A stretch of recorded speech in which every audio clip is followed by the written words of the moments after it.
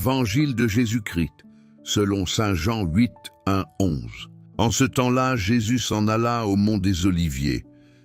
Tôt le lendemain matin, il retourna au temple. Tout le monde se pressait autour de lui. Donc il s'assit et commença son enseignement. Les maîtres de la loi et les pharisiens amenèrent une femme qui avait été arrêtée pour adultère et qu'ils placèrent debout au milieu de la foule. Maître!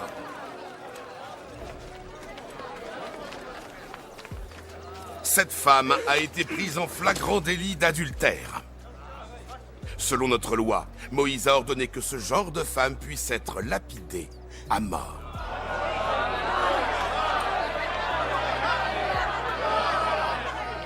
Et toi, qu'en dis-tu? C'était un piège qu'il tendait à Jésus afin de pouvoir l'accuser. Mais Jésus se pencha et se mit à écrire sur le sol avec son doigt.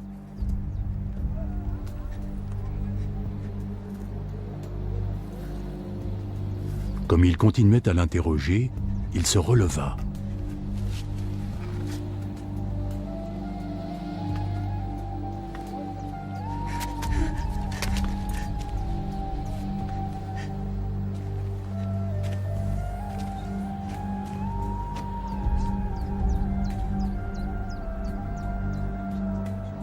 Que celui d'entre vous qui n'a jamais péché lui jette la première pierre.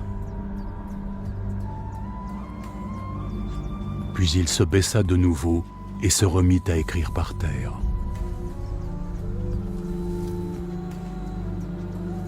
Quand ils entendirent cela, ils se retirèrent, un à un, les plus âgés en premier.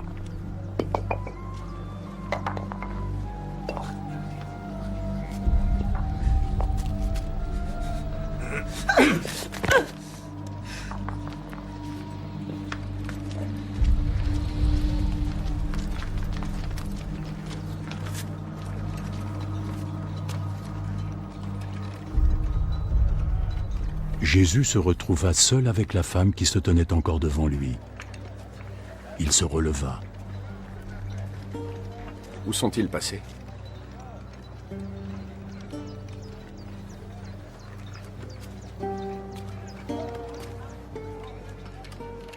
Il n'y a personne pour te condamner? Personne, Seigneur. Alors donc, je ne te condamne pas non plus. Pars. Et désormais ne pêche plus. Clamons la parole de Dieu.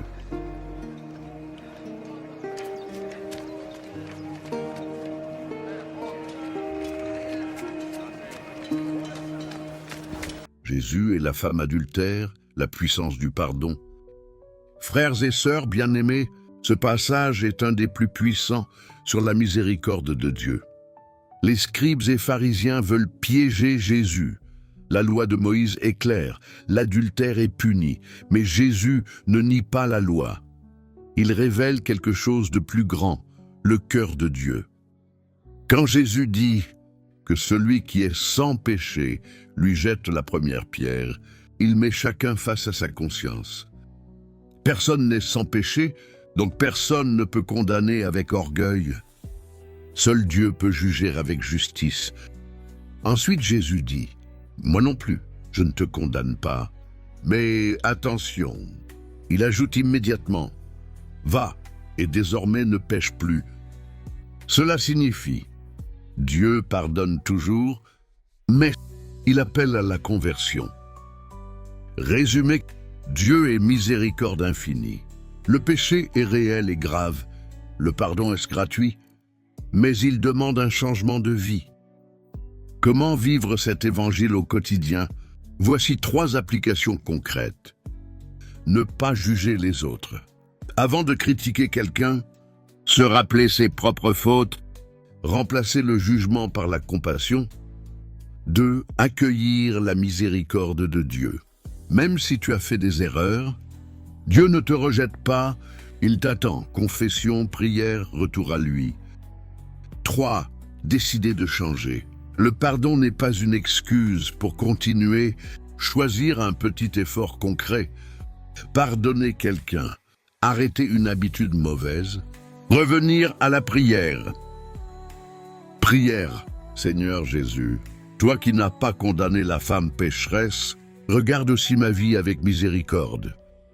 Tu connais mes fautes, mes faiblesses, mes chutes, et pourtant tu ne me rejettes pas, tu m'appelles. Donne-moi un cœur humble pour ne pas juger les autres, et un cœur sincère pour me convertir. Apprends-moi à accueillir ton pardon et à marcher chaque jour vers le bien. Seigneur, relève-moi et donne-moi la force de ne plus pécher. Amen.